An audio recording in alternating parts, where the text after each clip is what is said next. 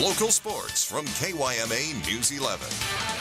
U of A basketball is back in hot water. Welcome back, everyone. The NCAA accuses the men's basketball program at the University of Arizona of misconduct. The note of allegations reportedly stem from an FBI scandal that put the big-time college basketball program in the NCAA's crosshairs. In 2017, former Arizona assistant coach Emmanuel Richardson was among 10 people arrested as part of the FBI corruption investigation into college basketball. Of the 9 counts of misconduct, 5 are said to be level 1 charges, which are the most serious in nature. According to The Athletic, the violations include a lack of institutional control and failure to monitor and lack of head coach control by current head coach Sean Miller. Other schools connected to wrongdoing include Oklahoma State, North Carolina State, Kansas, as well as LSU.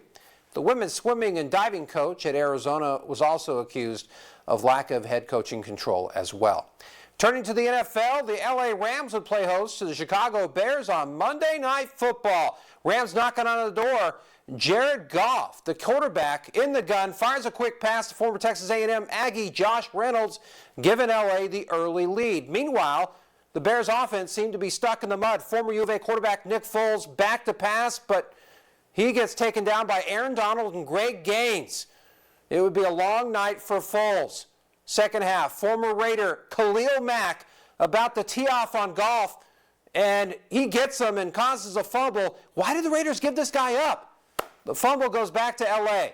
Foles trying to will his team to victory, but his pass gets tipped by Troy Hill and intercepted by Taylor Rapp. Rams ball. L.A. would be too much for the Bears on this night, taking the 24-10 win. We bring you a highlight recap of last night's thriller between the Cardinals and the Seahawks. Fourth quarter, we pick it up late in the fourth. Kyler Murray passes to Christian Kirk, making all the right moves to get in the end zone from 8 yards out, putting the Cards within 3. At the end of regulation, former ASU Sun Devil Zane Gonzalez is going to come through with a 44-yard kick to send this thing into overtime.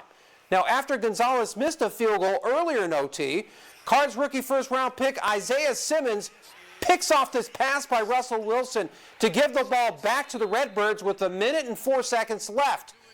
So, Gonzalez would get to actually get a chance to redeem himself, and he would come through with a 48-yarder, giving the Cardinals their first home win over the Seahawks since 2012.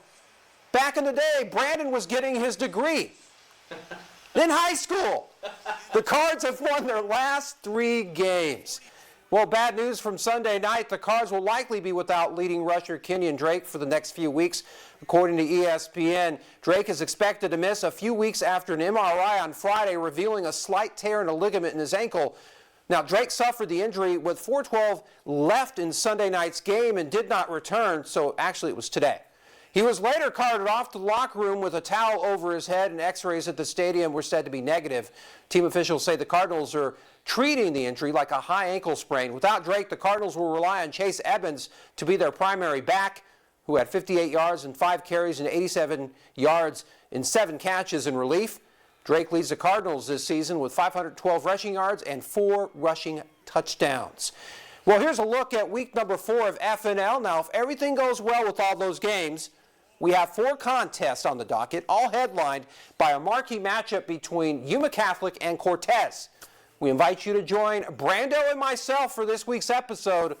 We look forward to seeing you then. All right, that's going to do it for this round of sports.